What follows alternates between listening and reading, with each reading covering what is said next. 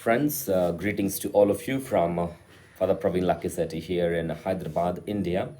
As we navigate through this liturgical season on this 28th Sunday in Ordinary Time, the readings give us a profound invitation as to come to the table of the Lord and be fed. As Prophet Isaiah speaks to us in the first reading, the Lord provides for all people on this holy mountain food, and with rich choice of wines, rich food, juicy food. The Lord is sending us an invitation as to go to this mountain.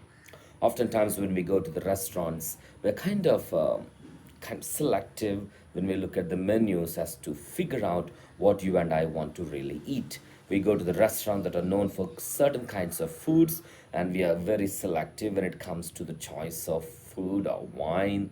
We all have that. It's nothing bad to have some selections when we eat.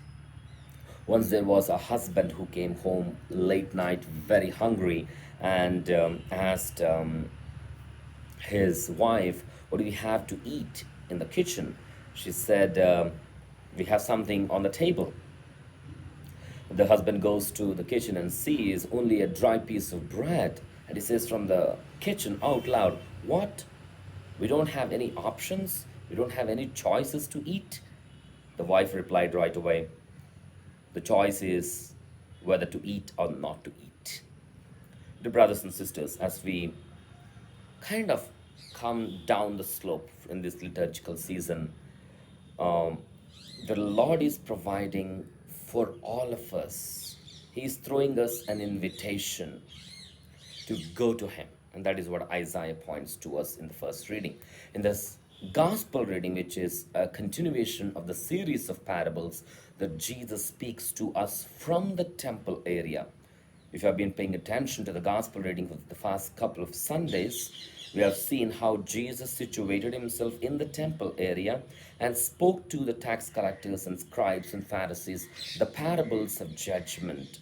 We have seen about the vineyard and the master, and we have seen the parable about the two sons who listened to the father's word. And today Jesus speaks to this third parable about the wedding banquet, the parable of the wedding banquet. In the ancient time, ancient Near East, in the time of Jesus, weddings were quite expensive affairs. It's not like the times we have today, RSVP to electronic and just send an email or a text or make a video and all that.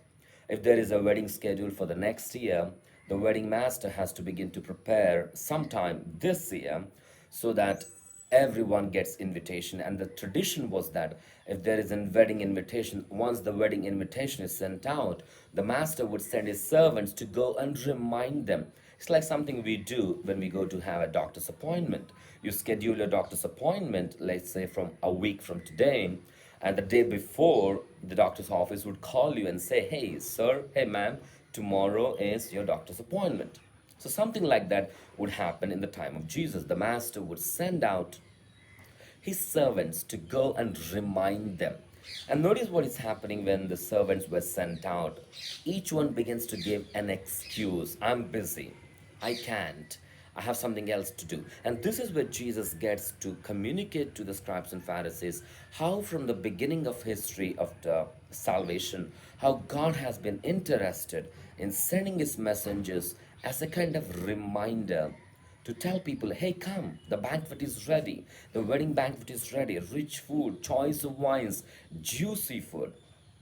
Like the people, the invited guests gave excuses. Many prophets were not listened to. People gave excuses. "I have something more important. My priorities are different. I'm occupied with something." And nowadays, we are used to this uh, phrase, RSVP ASAP. The Lord is inviting us to this banquet. We need to RSVP ASAP, as soon as possible. Otherwise, what happens? We begin to give excuses, we begin to give priorities, which is other than God. And what is happening? We are losing the invitation. We are not gaining from this table of plenty. And another small detail that we need to pay attention is the wedding garment. Notice how the wedding master then sent the servants to go and bring all people from the city squares and market squares to come and eat from this table. This refers to the Gentiles and other people who are other than Jews to whom God sent his people. God sent his prophets. The Jewish people to whom the invitation was first sent kind of denied. They kind of said, "Oh no, I'm busy. I can't come. I have something else to do." So therefore, God reaches out to every person to from the city squares, from the market squares, to come and eat from this table of plenty. But there's another difference that we need to pay attention is the wedding garment. The wedding garment occupies a special prominence in the weddings of the ancient Near East. Not all people could afford to buy a wedding garment. Now, it's something like when you go for a gala or a big party, you try to dress yourself in same manner that you want to present yourself like you are coming there for a decent celebration. When you are invited for a gala or a convocation or graduation, you don't go with your sneakers or your short pants. So the wedding garment is like, if you're coming to the table of the Lord, come prepared. The Lord is so much interested in us, He is even taking care to provide for us the wedding garment. In that ancient Near East, the wedding master, the wedding host, would even see that those people who can't afford to buy a wedding garment, they would even prepare wedding garment. That is the reason the wedding invitation was sent out way in advance so that people who don't have a wedding garment can come and get one of the wedding garments that have been prepared by the master, by the house owner. The Lord even takes that extra care to give us the wedding garment so that we fit right into His plan. We fit right into the banquet and the table.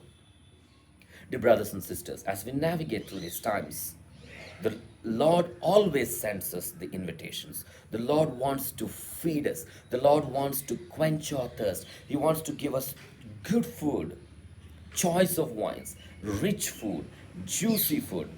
But on my end, what do I do?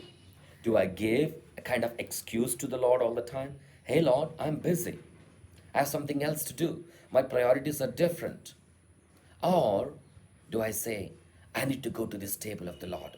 I need to run towards this table of plenty and be fed and be satisfied. And to do that, we need to be prepared. On our end, I need to have my wedding garment ready. Even if it is not ready, say yes to that invitation, and the Lord will take care of the wedding garment as well. As we navigate in this liturgical season, this is the profound invitation. Where am I feeding myself from? How am I satisfying my hunger? How am I satisfying my thirst, quenching my thirst? Am I responding to the Lord's invitation by RSVPing ASAP? Or am I finding my own priorities and my own avenues and missing this invitation, missing this table of plenty?